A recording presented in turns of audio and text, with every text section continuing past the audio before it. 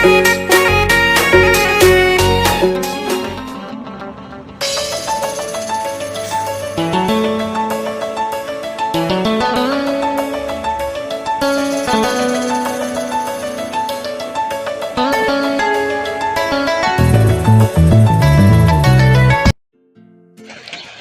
Guys এখন আমাৰ Mising traditional dress মিবুগা look আগতে আমি বনাই থোৱা আছে যে মিবুগা লুক কেনেকৈ চিলাব পাৰে তাৰ বহুত ভিডিঅ' মই বনাই থোৱা আছে আপোনালোকে চাব পাৰে এতিয়া আমি কাটিং কেনেকৈ কৰিব কাটিং ভিডিঅ' আছে কিন্তু আজিটো অলপ ডিফাৰেন্স আছে তাৰ কাৰণে আপোনালোকে ভিডিঅ'টো স্কিপ নকৰাকৈ প্ৰথমৰ পৰা শেষলৈকে চাই থাকিব বুলি আশা কৰিছে আমাৰ যুগটো অলৰেডি আছে ফাৰ্ষ্টত আপোনালোকে বুজি লওক তাৰ পিছতে কাটিং হ'ব এতিয়া আমি যুগটো ল'বলৈ আৰম্ভ কৰিছোঁ এইটো আমি 5.5 ইঞ্চি ৰাখিছোঁ কান্ধটো তাৰ পৰা আমি 2 ইঞ্চি তলত ৰাখিব লাগিব এতিয়া আমি ইয়াত মাৰ্ক এটা কৰি লম তাৰপিছত এনেকৈ আঁচটো টানিব লাগিব এতিয়া আকৌ যোগটো মোৰে যোগ হয় এইকাৰণে মই নিজকে নিজে যোগ কৰি লৈ আছোঁ সেম টু সেম আছিলে লেংথটো আছে আমাৰ 27 ইঞ্চি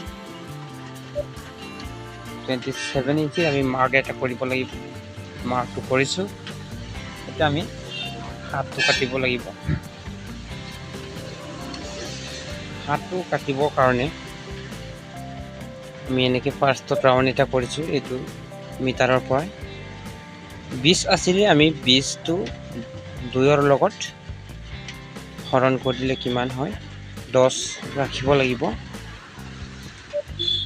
কাৰণ যেহেতু এইটো হাতৰটো আমি একটা সাইডতে হিসাব কৰিব লাগিব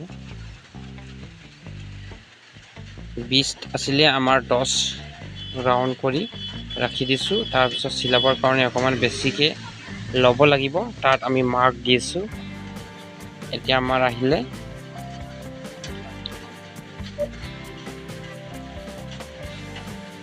বুকুটো আমাৰ আছে 40 আমি 4 পৰা এটো ডিভাইডেড কৰিব লাগিব 4 পৰা ডিভাইডেড কৰিলে 10 ওলাই 10 টো আপোনাৰ যোগটো লোৱা হৈ গল কাটিবৰ কাৰণে সবৰ পৰা অকমান বেছিকে ল'ব লাগিব যাতে চিলাওতে আমাৰ অসুবিধা নহয় এতিয়া আমি এটো স্কেলৰ পৰা অকমান টাৰ্নিংকে এটো কাটিব লাগিব যেহেতু আমাৰ এটো আগৰ স্টাইল নহয় এতিয়া আমাৰ যোগ লোৱা হৈ গল জাস্ট এটা কাটিব লাগে কেনেকৈ কাটিব লাগে এটো আপোনালোকে চাই লওক ফাৰ্ষ্টৰ পৰা আমি ইয়াৰ পৰা আৰম্ভ কৰিম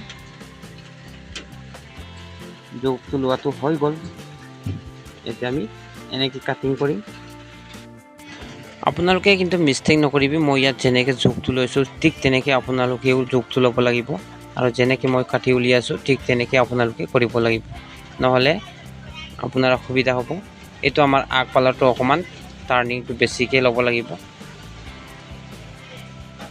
চাই লোৱা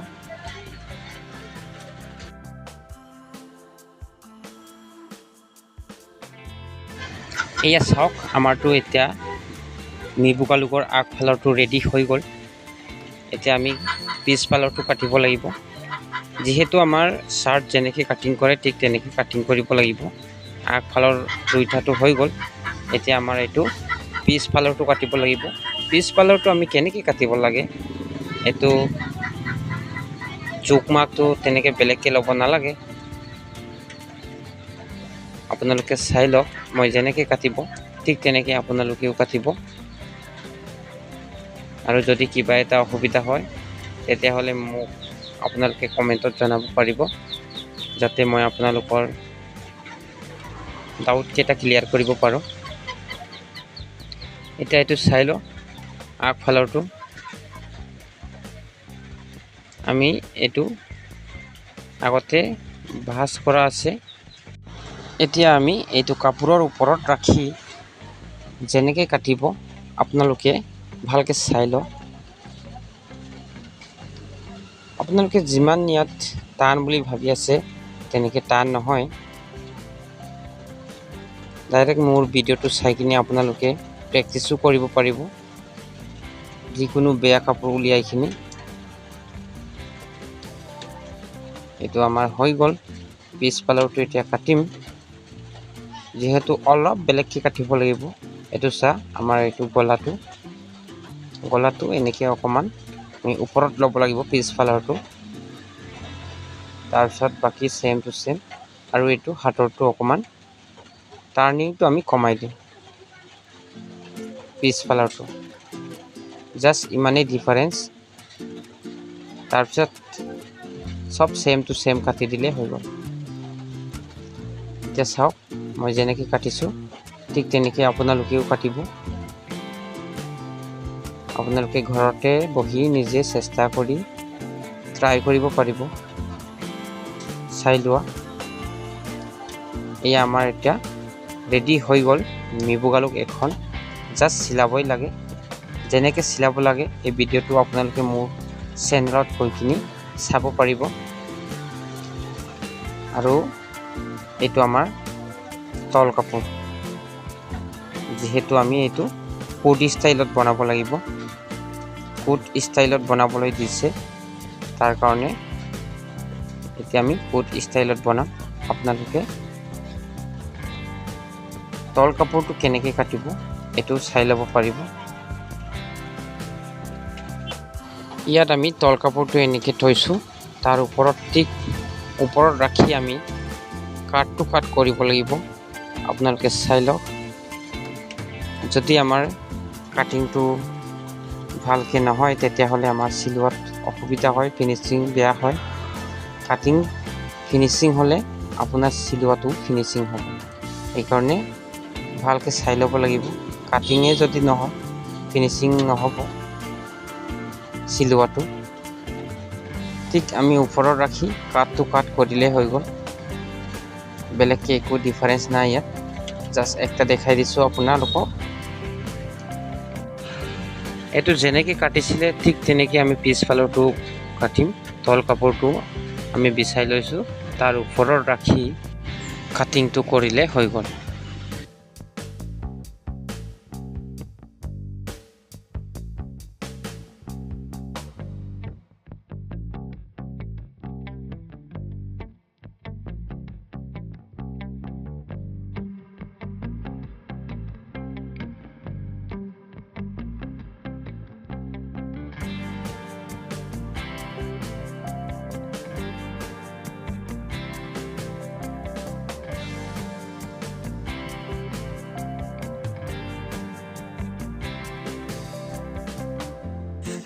এইটো হ'ল আমাৰ লাষ্ট ষ্টেপ, য'ত নেকি আমাৰ এইটো ফেষ্টিং বুলি কোৱা হয়।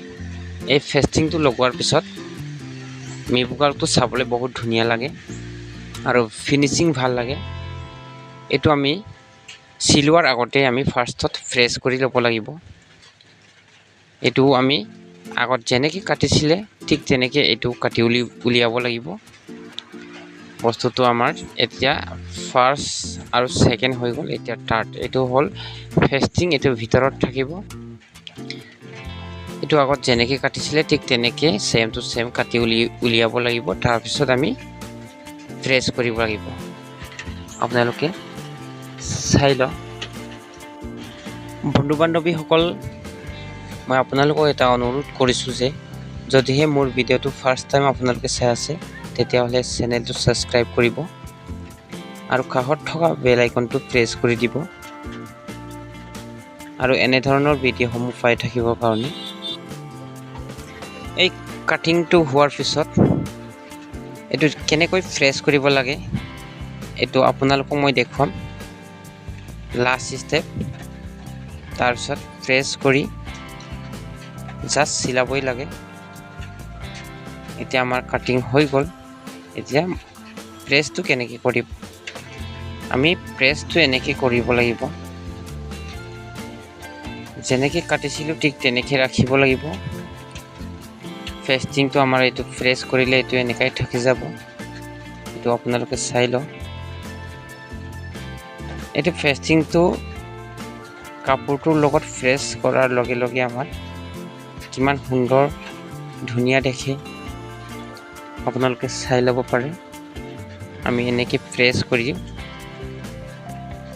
এইটো এনেকৈ প্ৰেছ কৰাৰ পিছতহে আমি চিলাব লাগিব, কাৰণ এইটো পিছত লগোৱা বস্তু নহয়। এতিয়া চাই লওঁ এইটো কিমান মিহিকৈ ধুনীয়া দেখিলে। এইটো কিনাৰত আমাৰ অকণমান বাকী আছে, এইটো গৰমটো কম হৈছে। এইটো চোৱা এইকেইটা আছে। এতিয়া আমি অকণমান হিটটো ভৰাই আমি এনেকৈ আকৌ প্ৰেছ কৰিব লাগিব। তেতিয়া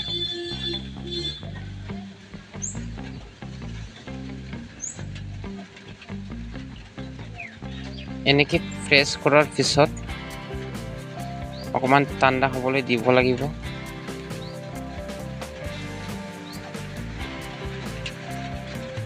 এইটো এনেকৈ প্ৰেছ কৰাৰ পিছত আমাৰ উল্টা কৰি চাম কিমান মজা দেখিব। গাইজ এতিয়া চাওক আমাৰ এইটো কিমান মজা হৈ গ'ল। এতিয়া এইটো আমি অকণমান বেছিকৈ লৈছিলোঁ। এইটো প্ৰেছ কৰাৰ পিছত এতিয়া আমি এইটো কিনাৰটো এনেকৈ কাটি দিম। তাৰপিছত বাকীকেইটা এইটো যেনেকৈ কৰিছে ঠিক তেনেকৈ প্ৰেছ কৰিব লাগিব। আৰু এই ভিডিঅ'টো আমি বেছি দীঘলীয়া নকৰোঁ। লাষ্ট ষ্টেপ এটা এতিয়া আপোনালোকক মই দেখুৱাম।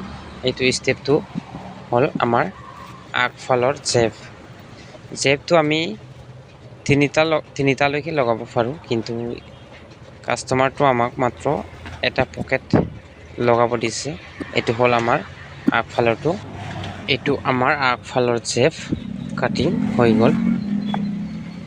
এতিয়া জাষ্ট চিলাবই লাগে। মই জেপ কেনেকৈ বনাই এইবিলাক আপোনালোকক আগতে বনাই থোৱা আছে ভিডিঅ', আপোনালোকে চাব পাৰে। গতিকে আমি বেছি দীঘলীয়া নকৰোঁ, আজিৰ ভিডিঅ'টো ইমানতে সামৰিছোঁ।